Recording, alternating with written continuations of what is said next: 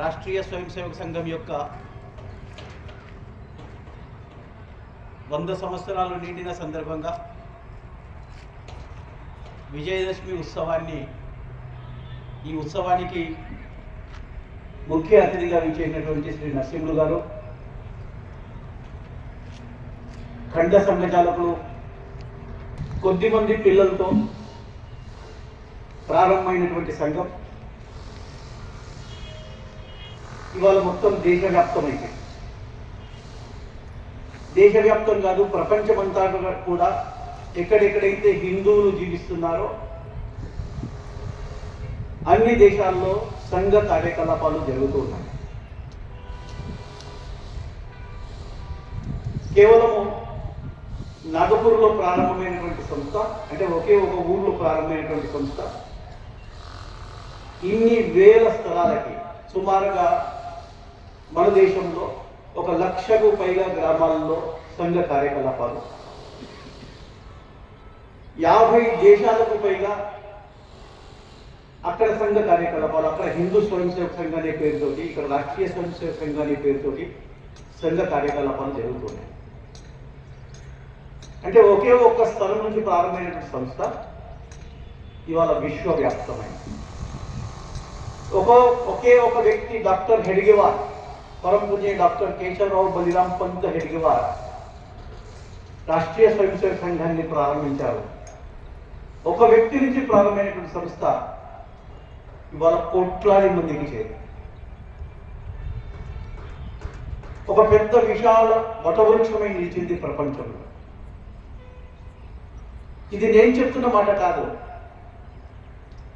ఆ మధ్య బీబీసీలో ఒక క్విజ్ కార్యక్రమం జరిగింది. క్విజ్ మాస్టర్ ప్రశ్న అడిగాడు, ప్రపంచంలో అత్యంత పెద్దదైనటువంటి సంస్థ, ఎక్కువ మంది సభ్యులు ఉన్నటువంటి సంస్థ ఏది అని చెప్పి అడిగితే అక్కడటువంటి క్విజ్లో పాల్గొన్న వాళ్ళు ఎవరు చెప్పలేకపోయారు. పెద్ద పెద్ద మేధావులు కూడా ఉన్నారు, చెప్పలేకపోయారు. కానీ క్విజ్ మాస్టర్ ఆయనే సమాధానం చెప్పారు, ప్రపంచంలో అత్యంత విశాలమైనటువంటి పెద్దదైనటువంటి సంస్థ రాష్ట్రీయ స్వయం సేవక సంఘం, ఇది భారతదేశంలో ఉంది. ఎక్కువ మంది సభ్యులు ఉన్నటువంటి సంస్థ రాష్ట్రీయ స్వయం సేవక సంఘం భారతదేశంలో ఉంది అని చెప్పి బీబీసీలో ఈ కార్యక్రమం జరిగింది. ఆయన చెప్పారు.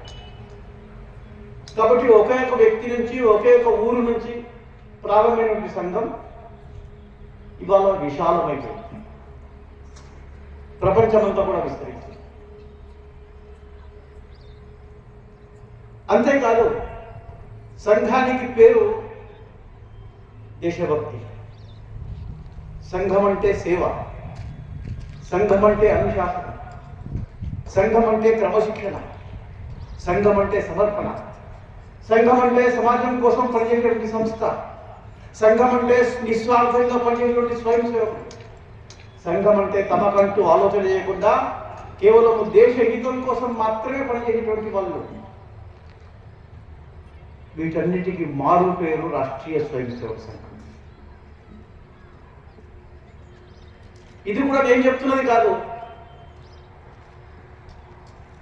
ఆ మధ్య ఇందిరాగాంధీ ప్రధానమంత్రిగా ఉన్నప్పుడు విదేశాలకు వెళ్ళిన, రష్యా వెళ్ళింది. రష్యాలో ఆమెకు స్వాగతం పలికారు, కవాతులు నిర్వహించారు. స్వాగతంలో ఒక సంస్థ ఒకటి, ఆ సంస్థకు సంబంధించినటువంటి సభ్యులు కవాతులు నిర్వహించి ఆమెకు స్వాగతం పలికారు. కార్యక్రమం స్వాగతం తర్వాత అక్కడున్నటువంటి ప్రభుత్వాధినేతలు ఇందిరాగాంధీని అడిగారు, మీ దేశంలో కూడా ఇట్లాంటి ఏదైనా స్వచ్ఛంద సంస్థ ఉందా? యువకుల్లో దేశభక్తిని, ఇట్లాంటి కవాతులను నేర్పేటువంటి, క్రమశిక్షణను నేర్పేటువంటి సంస్థ ఏదైనా ఉందా అని అడిగారు. అంటే ఇందిరాగాంధీ చెప్పింది, ఉంది, మా దేశంలో రాష్ట్రీయ స్వయం సేవక సంఘం అనే సంస్థ ఉంది అని చెప్పింది. ఎవరు ఈ ఇందిరాగాంధీ? మన దేశానికి ప్రధానమంత్రి. కానీ మన దేశంలో సంఘాన్ని ప్రతిరోజు ద్వేషిస్తున్నటువంటి వ్యక్తి ఇందిరాగాంధీ. సంఘం మీద ప్రతినిత్యము బురద జల్లాలి అని చెప్పేసి నిందలు వేసేటువంటి వ్యక్తి ఇందిరాగాంధీ.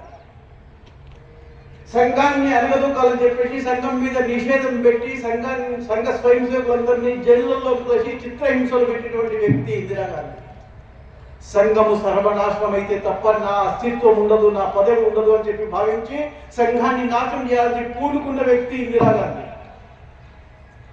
అట్లాంటి వ్యక్తి, అట్లాంటి ప్రధానమంత్రి భారతదేశంలో విదేశాలకు వెళ్ళినప్పుడు చెప్పింది, మా దేశంలో ఉంది ఒక సంస్థ, ఆ సంస్థ పేరు రాష్ట్రీయ స్వయం సేవక సంఘం. యువకుల్లో దేశభక్తిని నిర్మాణం చేస్తుంది, యువకుల్లో క్రమశిక్షణ నిర్మాణం చేస్తుంది, అనుశాసనం నిర్మాణం చేస్తుంది, నిస్వార్థంగా పనిచేసేటువంటి వ్యక్తులను నిర్మాణం చేస్తుంది, తమ కోసం ఆలోచించకుండా సమాజం కోసం మాత్రమే పనిచేసేటువంటి వ్యక్తుల నిర్మాణం సంఘ శాఖల్లో జరుగుతుంది అని విదేశాల్లోకి వెళ్ళి చెప్పినటువంటి వ్యక్తి. ఇక్కడ మనల్ని రోజు ద్వేషిస్తున్నటువంటి వ్యక్తి అక్కడ వెళ్ళి సంఘాన్ని పోయింది, సత్యము చెప్పింది. కాబట్టి సంఘము వీటన్నిటికీ మారు పేరు దేశభక్తి, క్రమశిక్షణ, నిస్వార్థము. నేను కాదు చెప్పేది, సంఘ స్వయం సేవకులు కాదు చెప్పేది, సంఘాన్ని విరోధించే వాళ్ళు. సంఘానికి ఎవరు విరోధులు లేరు, కానీ సంఘాన్ని విరోధించే వాళ్ళు ఉన్నారు. ఆ సంఘాన్ని విరోధించే వాళ్ళు సైతము సంఘం యొక్క దేశభక్తిని ఒప్పుకోక తప్పలేదు, సంఘం యొక్క క్రమశిక్షణను ఒప్పుకోక తప్పలేదు, సంఘం యొక్క నిస్వార్థ సేవను ఒప్పుకోక తప్పలేదు. అది రాష్ట్రీయ స్వయం సేవక సంఘం అంటే. అందుకనే సంఘం పుట్టినప్పటి నుంచి పెరుగుతూ పెరుగుతూ పెరుగుతూ ఇంత విశాల వటవృక్షం అయిపోయింది. అయితే పుట్టినప్పటి నుంచి సంఘానికి పరీక్షలు వచ్చాయి. పుట్టినప్పటి నుంచి సంఘం మీద బురద జరగడమే ప్రారంభమైంది. పుట్టగానే ముందు అపహాస్యం చేశారు. ఈ 5-10 మంది పిల్లలతో